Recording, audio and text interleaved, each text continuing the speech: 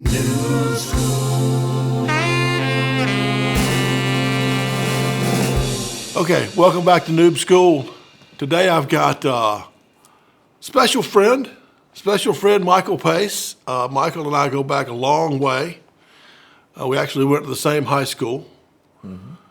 But Michael was the first guest on the Noob School podcast. So welcome back, Michael. Amazing how many you've had since. Thank you. Thank you. I think it's about 70 we've had. Can you add up all those years of sales experience and what the groups that pay attention to Noob School, what they learn? It's a lot. I learn a lot. I tell you, this has been a joy for me is to tell these stories and these lessons learned, favorite books, all that kind of stuff. It's good stuff. But thanks for getting back. And one of the reasons I wanted to have you back is because you have, let's give a little bit about Michael's background. I mean, Michael came to work for me right out of Wofford, where he was a good all-around guy, but also a fantastic baseball player, but came to work for us and did a great job at DataStream, salesperson, manager, international general manager down in Mexico. But he's gone through and just had a great career in sales and sales leadership since then. But he's just switched over and went to work for a company called Win 911. Correct. Is that how you say that? Yep. Win 911, which is run by another DataStream alum named Greg Jackson. And tell us a little bit, Michael, first of all, about the company. Win 911 it's been around 30 plus years. Wow. And it's in the manufacturing automation type space. And we say we provide the right alarms to the right people in the way that they want to receive them at the right time. Okay. And so alarm notification, alarm management. We just acquired a company that's taken us from just the notification to the management piece of all the alarms. Okay. So alarms for what? So you have an asset, and water, wastewater was an area that they've had a lot of success in. And so you have assets, pumps, motors that have monitors on them, and when they operate outside of a defined parameter, you need to let someone know because the asset's about to fail, something's going wrong that someone needs to take action on. Okay. And so we provide them the notifications of this is what's happening, and then they go and address it. So does that weave in pretty well with the old asset management stuff that we did? Absolutely. Are you partnered up with those companies? There are some of those. Our larger partners are companies like Rockwell Automation and all their distributors, and Aviva and their distributors, and system integrators that go and implement these applications, SCADA systems, plus Win 911 within the manufacturing environments. Yeah. For some reason, of course, I didn't do a whole lot of homework on it, but I thought it was something to do with like almost a 311 system where the city would call 911 or I was completely confused. And this is all manufacturing. Yeah, it can be water, wastewater. It can be a life sciences, food and beverage. Certainly highly regulated industries where they need to make sure that they're complying. And what would trigger an alarm? If you take a motor, a device might be monitoring the vibration. Okay. And if it vibrates out of a certain defined range, an alarm would go off because that means something's wrong with that motor. Okay. Same with a pump. Okay. When you think about just manufacturing type facilities, any type of asset. So it could be vibration or some other variable. Temperature, flow of a pump. Yeah. Interesting. Anything in the grocery business for like temperature, like in a freezer or something? Good. Interesting you asked that. We're just now developing out, although we have a lot of food and beverage customers. Yeah.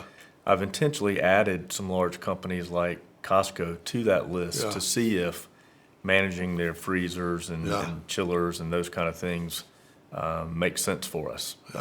Well, it sounds like a good idea. And that would be tied to building automation, so it wouldn't necessarily just be a Yeah. Costco and food and beverage. It could be a large. And can that alarm be Apartment routed to somebody's cell phone? Where you can notify in roughly 5 different ways. Okay. Text, email, it can make an announcement over a plant, Yeah. check this alarm. And Okay. then we have a mobile app as well. And what kind of sales team did you inherit when you took over? We had 3 salespeople that 90% of the business flows through one of those channels. And so they're primarily channel managers and trying to drive more revenue through that channel network. So 3 of those? There were 2 and then 1 inside rep. Okay. And we've since doubled that size, and we've hired some folks to go direct, strategic accounts. So we're Sweet. going to target initially out of the gate food and beverage Good. companies. Good. So you doubled the number of reps, and you're going to add some specific targeted accounts people. Right. That's great. And how's Greg Jackson doing? He's great. It's I was with Avanti, which was another great opportunity that I had. And I tell people I wasn't running from anything. I was really running to. And Greg was one of the reasons. When he called me and told me what was going on, it made a lot of sense to me with my background, what they were trying to accomplish. Now being owned by a private equity group that are making significant investments, it seemed like a perfect opportunity. And so far, so good.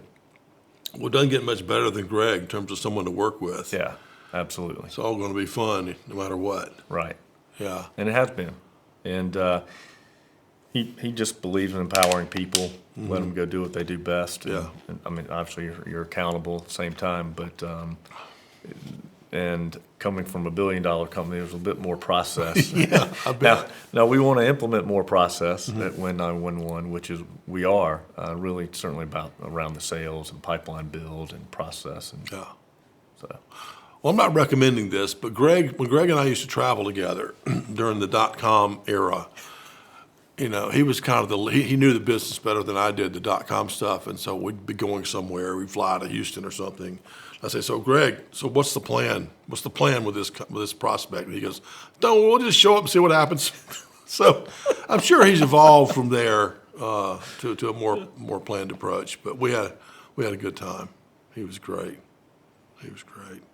So just for the purpose of the listeners today, you have managed, large numbers of salespeople, both inside and outside and strategic, in multiple countries, right? Mm-hmm. So all of Latin America, U.S., any other countries? there was a period at DataStream where I handled Asia Pacific for about Asia Pacific. 6 to 8 months. Yeah. So it certainly had exposure to that. Yeah. And then in some other stops along the way, we had sales organizations I had responsibility for in Europe. And so touched most all continents with the exception of Africa, I think. Yeah. Directly. Well, it's pretty cool. What did you learn? I mean, what are some of the top takeaways from the people that did real well in sales, regardless of country?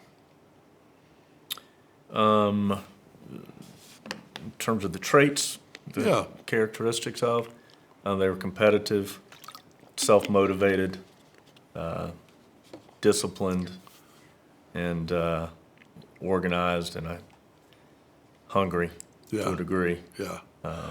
So all those things are not things you can get somebody to do. You have to find them. Yeah, right? yeah. I mean, you definitely, you can teach people how to do better time management, Yeah. maybe get a little bit more organized. Yeah.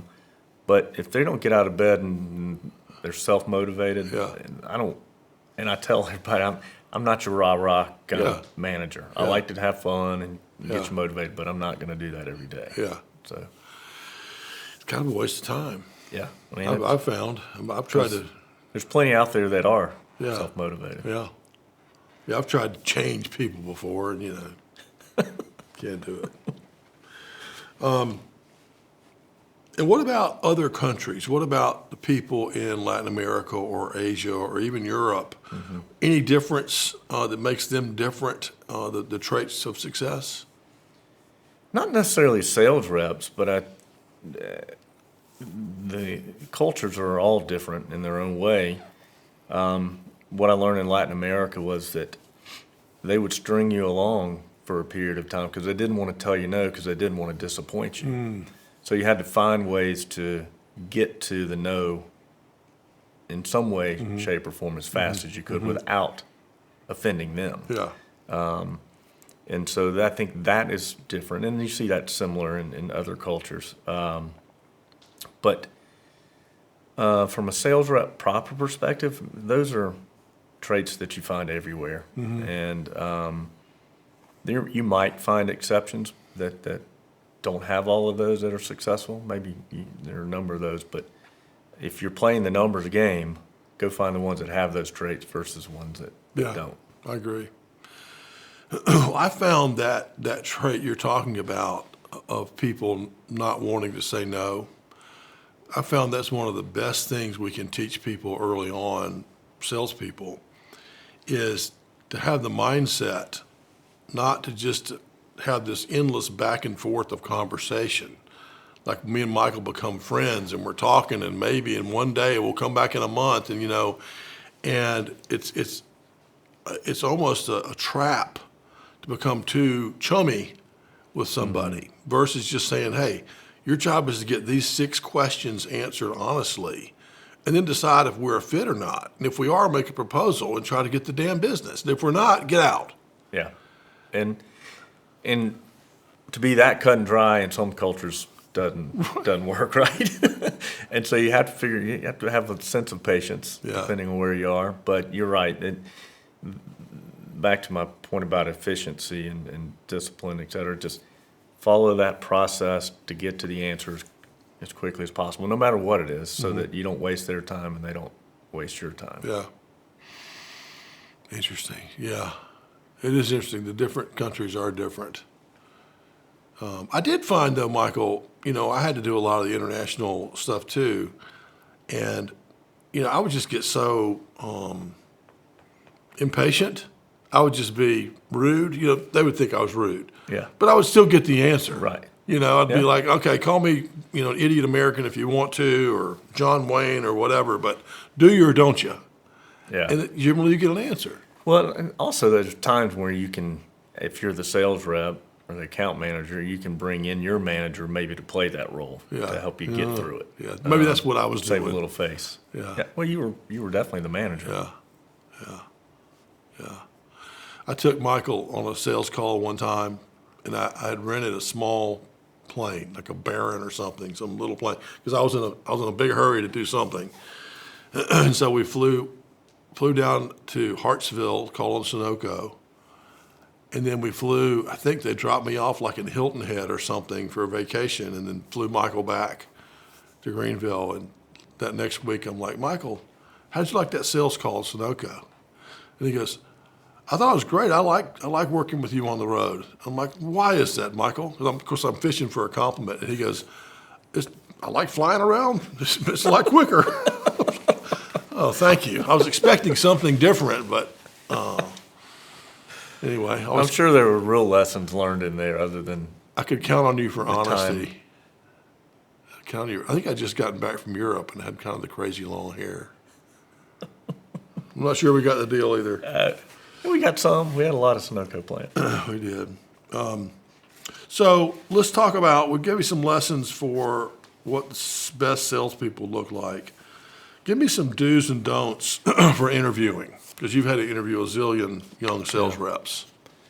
From a rep perspective, I try to set up my first interviews for 30 minutes. And one of the first questions I ask is, tell me what you know about us.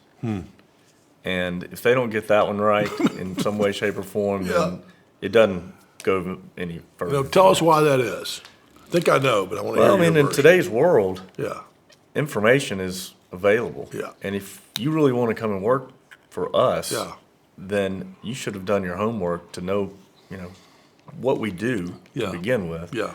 And then why that's a good fit for you. Yeah. Because that's usually the second question I ask is, well, then now that you know about us, why are you interested? Why is that of interest to you? Yeah. So from a do perspective, do your homework. From a don't perspective, don't not research the company you want to go and work for. The other is go and find companies that you really do want to work for in whatever industry that is. Yeah. It doesn't matter. It's just because your chances of success are going to be greater because you're at a place that you're interested in being, and it's not just a paycheck. Because there's enough stress in sales, as we all know, for it not to be fun is probably the worst case scenario. Yeah. So I think those would be the two highest priority items. And certainly, one of the notes I comment on everyone is how do they dress, whether it was a virtual or whether it was an in-person. Did they take the time to dress appropriately for this first impression? Yeah. And if they don't, then I can only imagine what they would do when we're not in a first impression trying to get the job. I'm with you, man. I mean, I love to dress casual now, but interviewing someone, if they dress in a suit or even a crisp button-down shirt, or they just look crisp, they're saying to you, I want the job. Yeah. Yep. And if they don't, they're like, I don't really care. Yeah. I think back to your laying on the couch eating the Cheetos. Yeah. That's exactly. And there's probably no really in between. It's either, because that's your opinion, it's either they're couch slob and not interested, or they're going to be a good fit. Got their act together. Yeah. Yeah, I don't think anyone's ever not gotten a job for wearing a suit. Yeah. People laugh at them and give them a hard time, but they're really saying, this is important to me. I'm wearing a suit. Yeah. Lorbach, when we interviewed Lorbach, he wore it every time. I kept saying, stop wearing that suit, Todd. And he's like, my dad told me to. It didn't hurt him. Yeah, it didn't. No. Yeah, I think just to reiterate your very important three things. First is to know the company you're going to work for, and not just from the website, but like ask some people who else works there, even a customer. Have more than normal.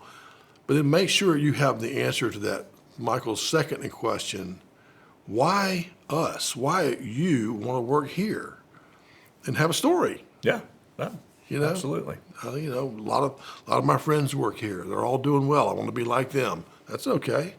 Yeah, that's an okay story. Yeah, and let it be a truthful one too. I mean, Try to make it as truthful as possible. Yeah, definitely. I mean, not just to get the job, but for your own sake. Yeah, that as much as that. Yeah, as anything. Yeah. We talk about the. I don't know if we've done a video on it or not, but we talk about the trade show test. You and I talked about that before because we failed the trade show test. The trade show test is okay. Before you go work somewhere, ask yourself the question: if you could only go to one trade show and you had to go to one trade show every year the rest of your life, what would it be? It wouldn't have been the show we went to, the maintenance show. I mean, we would have gone to, you might have gone to the baseball show. Right. I might have gone to the jazz show, whatever it is. But, what is that? What pops to your mind? What's that interest that you just couldn't wait to scour the trade show for the new stuff? It wasn't the maintenance show. No. So, anyway, find something that if at all possible, find something that you like. Yeah. If you got to dig a ditch, you got to dig a ditch. But find something you like if you can. Okay, switching gears a little bit. How is Chat GPT affecting your business? Mm-hmm. And I don't have a good answer right now, John, but I will tell you, I've used it to test the Chat GPT in general around some email creation, and how do you create an email for alarm notifications? Just simple. And it actually kicks off something that's pretty good, because formatting is huge, not only content, but the way an email is formatted, right? Very short opening, bulleted points, to the point, and then salutation. I was impressed by it coming back, because that aligned with sort of what I believe to be a good email. And I did it for job descriptions. You know, give me a job description for demand generation leader.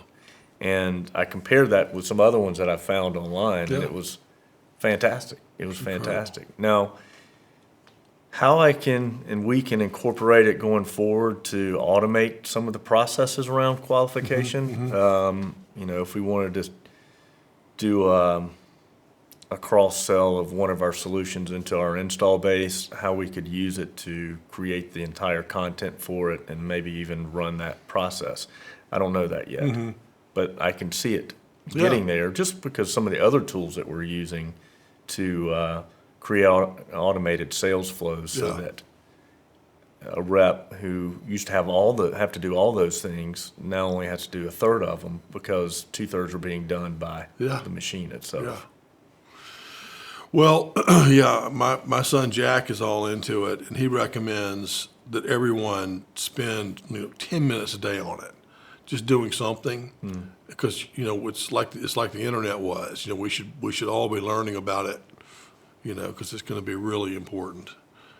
I mean, I feel like there was PCs, the internet, and this. Now this, Three things.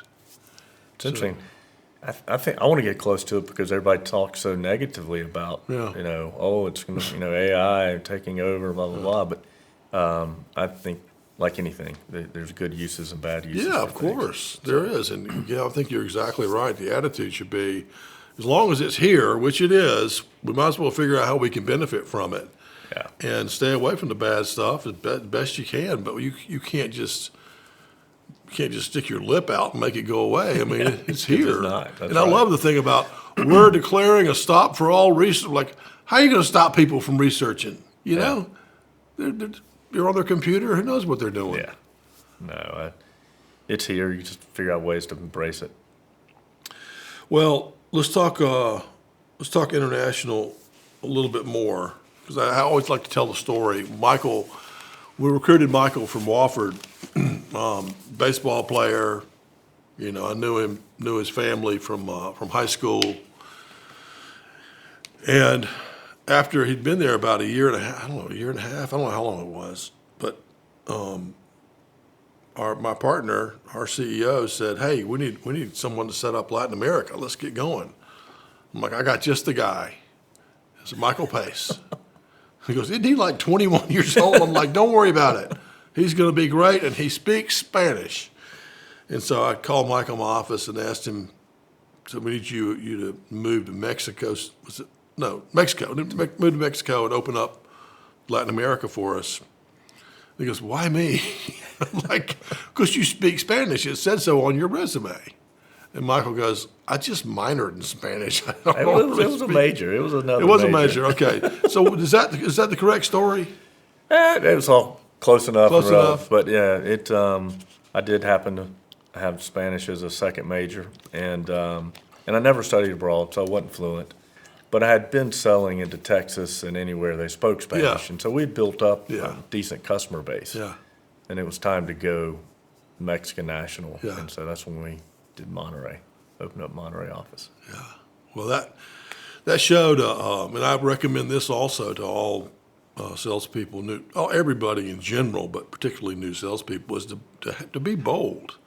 To be willing to take a chance and do something different. And you certainly did that at a very young age, and you agreed.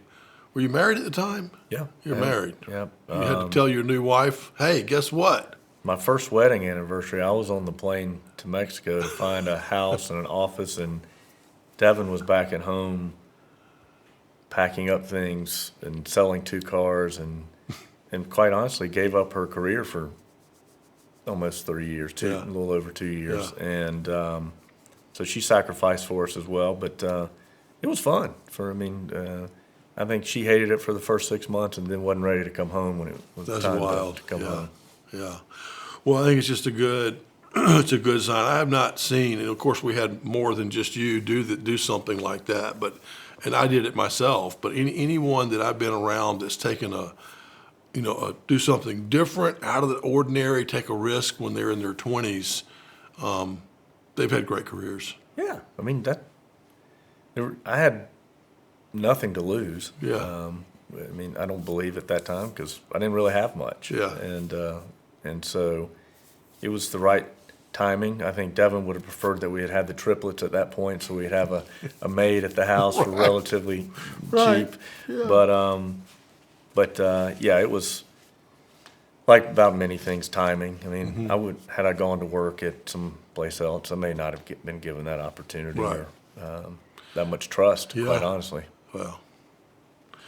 Well, you were easy to trust. You could tell from people pretty early on who you can trust and who you can't. But the other thing we learned about sending younger people overseas to open up offices, it's almost like the people in the area were nicer to them. If we'd have sent some 50-year-old guy out there, they'd have been like, who's this guy? Tell us what to do. But Yeah. I think I was able to relate to the people that we hired Yeah. because I was only 3 years older than them probably at the Yeah. time, maybe Yeah. 2 years. Yeah. And so I was able to relate to the sales folks.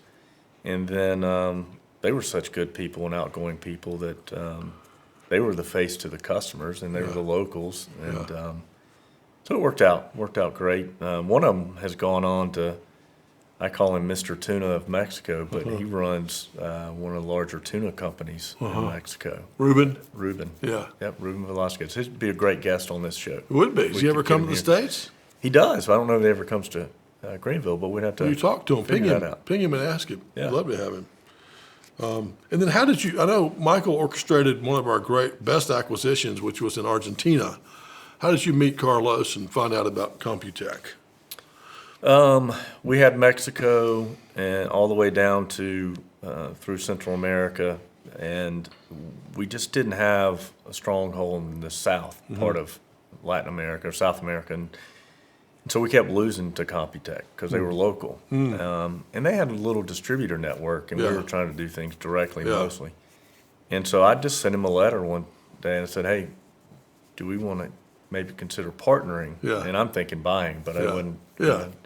And he responded, "Sure, let's talk." And so went down there, met him, and came to an agreement on the terms and conditions, obviously with your help and Larry, et cetera. And we bought him. And the great thing about Carlos Balotti, who was the owner, he stayed on. Yeah. He stayed on and really helped. I mean, Yeah. I was young. They had, I don't know, 30 people Yeah. or more. Yeah. And because he remained on board, I think that made for a much more stable transition. Yeah. And He's a good man. yeah, He's just a good guy. yeah, He's good. He's good. He's still doing well. I told you I saw him. I was down there not too long ago. I went partly to see him because he kept emailing me saying, "When are you coming to see me, Johnny?" So I went down there, and he was in charge of IT for the Argentinian government. With the last president, not the current ones. And he told me, I said, "Okay, Carlos." I said, "You're in charge of IT." I said, "Did you meet anyone interesting?" And he's like, "Johnny," he says, "the president knows nothing about IT." And so he would take me with him anytime he met someone who knew something about IT. That means Elon Musk. Carlos was talking to Elon about doing a deal in Argentina. Bill Gates. And gosh, there was one more, but it was like 2 or 3 of the most famous technologists. Bezos. Bezos was going to build a big warehouse down there, and Carlos was like the IT interpreter for the president. And So I mean, Carlos was a coder. He was a developer. Yeah. But he was a great salesman too. great salesman. And so I don't know who the president could have had better at his side for those meetings, to be Yeah, honest. yeah, he's great. I always enjoy seeing him. Hope you get down there soon to see him. I know. Devin and I talk about a trip because every time I'd go somewhere, I'm like, well, maybe the next time, and then I'd never go back. Yeah. And so she missed out on Brazil and Argentina. So there is a trip in my mind that we're going to take here at some Good. point. Well, Dustin's got a spot for you down there. I know it is. I'll have Pretty to cool. check that out. Michael, you have always had such a good attitude, and you have such a steady state to yourself. And I think you've always been like that. But is there anything that you're listening to, or anything that you're allowing or not allowing in your brain that could be helpful to others? I'm not necessarily listening to anything. Mostly what I listen to are probably Joe Rogan podcasts and whoever may be there that is of interest. I think it's just something I've always done is that, and I tell my guys this, there's a million reasons not to succeed. Go and find the one or two to succeed and how you can succeed. And so I try to just look at things from that perspective. Now, I don't know why I've never just been, I don't get too high when things are great. I don't get too low when things are not. It's just the nature of the way I am. But I think it's more about seeking the positive versus seeking the negative. So I don't try to listen to the news very much. That's good. That's good. And I stay away from that. And so I try to read what I seek out, if that makes sense. That's good. So what are our partners doing? I go and seek that out. What's going on with Noob School? What's John got happening there? Seek that out. So I think be more intentional on what I'm trying to go find and read. And it's not any given category. It's just what might be happening in that point in time. Like That's good. ChatGPT was the one. Yeah, that's a good one. That's a good one. Do you use like Facebook, YouTube, TikTok, Twitter? Do you use any of that stuff? I have Facebook, I have Instagram, but all that's typically more just from a personal perspective and keeping up with people. It's not marketing our company or anything. LinkedIn, I use LinkedIn. that more for the Yeah. company marketing. Yeah. And then if company has a social media page of any kind, then I go and like it and share, Yeah. the messaging that's out there. I have most of my contacts or friends are on LinkedIn. That's where my biggest base is. But I really enjoy Twitter. And again, it's like you said, there's good and bad.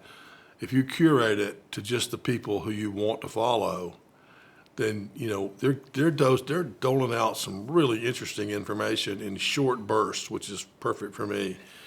So, I do like Twitter. I do Yeah. like Twitter. Yeah. And I had a situation with my Chevy truck. Uh-huh. And I wasn't really getting much attention. I bought the car knowing that it didn't have some of the bells and whistles, Yeah. meaning they just didn't have the parts. But they committed that they would give me those bells and whistles when the parts came in. So I wasn't getting any attention. So finally I just did a little tweet to General Motors, and like that, they responded. That's great. They responded on 3 different tweets that I've done immediately. So people are definitely looking at and listening what's going on about their companies out there. And how about Elon buying Twitter and firing 75% of the people, and it's gotten better? Yeah.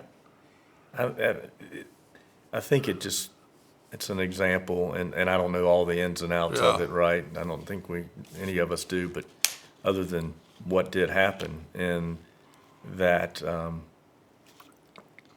things can always change dramatically, quickly, and still be for the better. Yeah. Now, I'm sure some people out there don't believe it's for the better. If you're one of those individuals that it's no longer there, but also, you've got to come to work, right? Yeah. The working remotely thing. I will not be doing any work. Well, it's an old technology game. I mean, Steve Jobs used to do it. The guy at Borland used to do it. And the old trick was if you've got a tech team working on a project and you're behind schedule, just fire half the team. And everyone's like, then what? Then you get caught up real quick. Because you don't have the laggards holding you back, right. And the other people are highly motivated to get caught up. So that's probably where Elon got it from. But I've just, I think that, Elon, I think two things. I'm amazed by the guy. I just love watching what he's doing and how he does things. I think he's great. But also, for our listeners, is not to get carried away with it. Meaning, don't compare yourself to him or wish you could be him or think you can only do well if you send something to space. We can all be our own little Elons wherever we live, whatever we're doing. Like if you take Win 911 or Win 911 to, 25 salespeople 2 years from now, and you take revenue, 10x, that's a huge win. No, yeah. Yeah. And no one's on Mars yet because of you, but I mean, we got 25 salespeople in there kicking some ass, and I think that's how we have to think about things. No, I absolutely the way you need to think about it because, well, even if you have a longer plan to be Elon Musk, yeah, it's not going to happen tomorrow, right? You got to have little wins along the way, right? And so set your goals that way. Right. Everybody talks about the marathon, which I've never run, but yeah, you got to have small goals to build yourself to get there, and wins along the way to make it happen. Yeah, yeah. Do you have a favorite book? I don't, not one.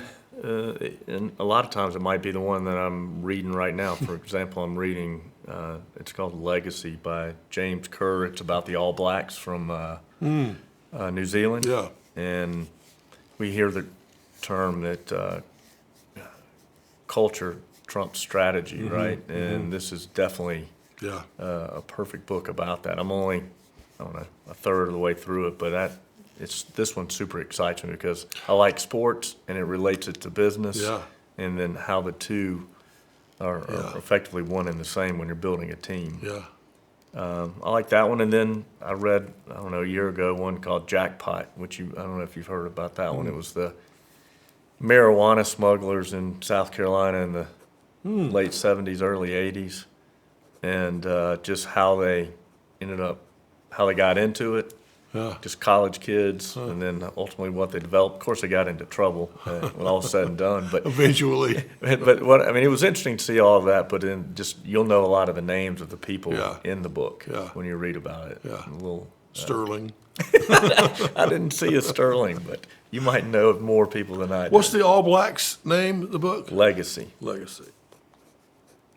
that's where they do is it the hookah dance? I forget what they call it. It's different, but they have such a powerful why or reason. So that's pretty cool. They talk about sweeping the sheds. That, in other words, there's no job that you're better than doing. Even the best people on the team sweep out. They call it the shed. I guess it's their dugout, if you will. Okay. Clean it up after each match. Okay. Or test, I think they call it. Well, I asked you this last time you were on, which was podcast number 1, but the favorite word, has the favorite word changed? It's competitive. Competitive. Competitor. Well, I can't remember which one I said, but that's still it. Strong. And who do you think is going to win the game tonight? Connecticut or San Diego State? I'm thinking it's going to be UConn, just considering they look good, how don't they? dominantly God. they've won the last few games. And they have a Hurley for a coach. Yeah, that's right. Yeah, Bobby Hurley's older brother. Yeah. I think so. Yeah, and I don't know why, but I thought the dad was maybe sort of helping. I think the dad was like a famous high school high school coach. You know how that goes. Yeah. And is there anything you want to promote today, Michael? I selfishly just promote Win 911. I went there for all the reasons that I described a bit earlier, and it all is, bearing out, and the culture that Greg has built, the type of solutions that we provide, and the difference that I think they do make for our customers are second to none. And so if you're looking for a great place to come and work, we're going to continue to hire people over the years, and so look us up. Good, got it. Yep. All right, well, thanks again for being here. We look forward to having you back for podcast number 3 in the future. Got it. Thank you, man. Appreciate Thanks, it. John. All right.